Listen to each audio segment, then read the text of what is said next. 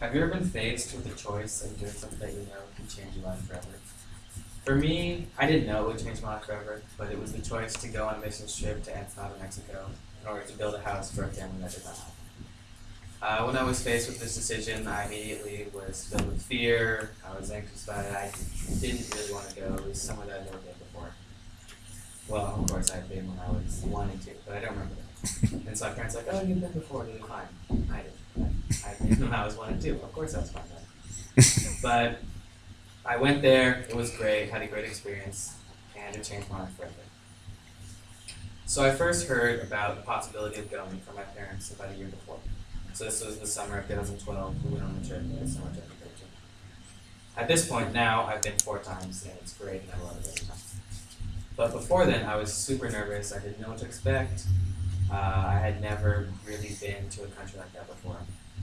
But what helped me a lot was I had family going with me, and I had my best friend with me.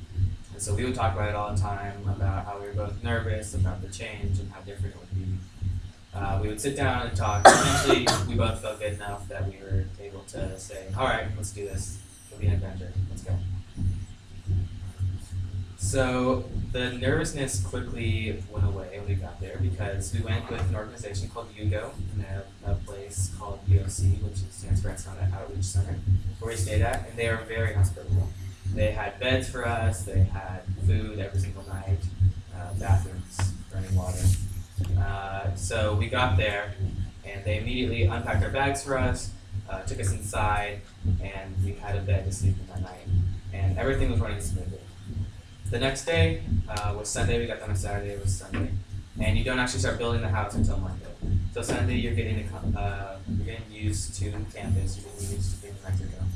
And what you're supposed to do is you're supposed to leave the campus for the day, as the group, the leaders at UGO, are preparing for the week, preparing to help you build. And so we went to a place called the Bufadora, which stands for the blowhole, or it means blowhole in Spanish. And it is a blowhole at the ocean, but that's not really why you go there. You go there to experience the culture. In the end, it's like a giant flea market of color and food and handmade items that you can go and bargain for. And this is something that I look back on and see that it really helped me immerse myself into the culture there. I was able to practice my Spanish, I was able to buy some items and get some Indian food there. Moving on to the next day, we started the build. And you build for a family. So we had a family that had 2 boys, a girl. She wasn't there. She was in America studying, and 2 parents. The first day, it was amazing. We meet the family. They're super nice and hospitable to us. But they actually made lunch for us. And this may seem normal, but to them, this was a big deal. It was a whole week's pay to make the lunch for all these people. And it was amazing, of course. It was this fantastic soup that I never had before, but every time we go back there, they make it for us. Seeing them be this hospitable to us was something that has really changed me forever. It has made me be able to see what is actually important, because when we got there, we saw what used to be their house, which was just a door and pieces of cardboard and plywood propped together to make food. And this is where they had lived their whole life. They knew nothing more. The kids were even working to make money to put food on the table. Yet they were so hospitable and nice and caring, loving to us, that you never would have known that money was an issue for them, especially that they didn't being food for us. So we start the week on a great note. We're getting along with the family great, we're getting along with the rest of our team. Our team, we got very fortunate with our team because it was my family and my cousin's family, and then a guy who actually owns a construction business. So building a house for him, especially in Mexico, with very little food in terms of building a house, you can kind of do it that way. And he had all the tools. So we learned very quickly how to build a house fast, which is great because part of doing this trip is not just building a house, it's building relationships with the community. And so we were able to take breaks because we got stuff done so fast. We were able to play with the neighborhood kids, kick the soccer ball around, have meaningful conversations, and really build a deep connection with the community. Wednesday comes around, and this night, it's incredible because we get to go to a local church service there. And this church, their main room was not bigger than this room. And so we had about 50 people from our whole group going there, and so we sat outside, which is amazing because you get this ocean view, there's palm trees, it's perfectly warm outside, and we get to hear a sermon that the pastor Nicholas would give if it were a normal Wednesday night. And it was amazing to see how they worshipped and how they were able to see God in their very different situation than we were used to.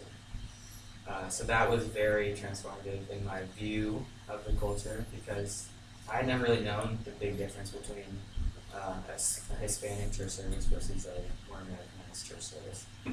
And now every year we go back, we still go back to that church even though we don't always work in the same church. The day that really changed my perspective on everything was Thursday because this is the final day. We didn't have much left to do. The build finished in the first hour. And then we were just decorating the house. By the end of the day, they have a ceremony called the key ceremony, where everyone passes around the key to the house, and the family is last. And each time someone holds the key, they say something about the league, say something about working with the family, working with the community. And this is obviously a very emotional time. People got dust in their eyes, as they say, or allergies. But it was great. It was great to be able to hear what everyone had said, because you don't really see how transformative it is in each person's life until this moment. It's amazing to hear them say that, oh, my life is forever changed because I came last year. And then I was able to say the same thing because I came that year. But what was really amazing was hearing what their family had to say and how thankful and grateful they were that God had sent us down there and we were able to build with them and help them get this house. So, in conclusion, I was very nervous to go. I wouldn't say I didn't want to go, but it was something that I wasn't really ready for doing. But in the end, all my nervousness was put aside. And it was a great growing experience for me. And so I'd encourage you guys to be open to change, be open to something new. Whether it's trying new food or going somewhere completely different. I would say yes. Be careful, but say yes, because it changed me forever.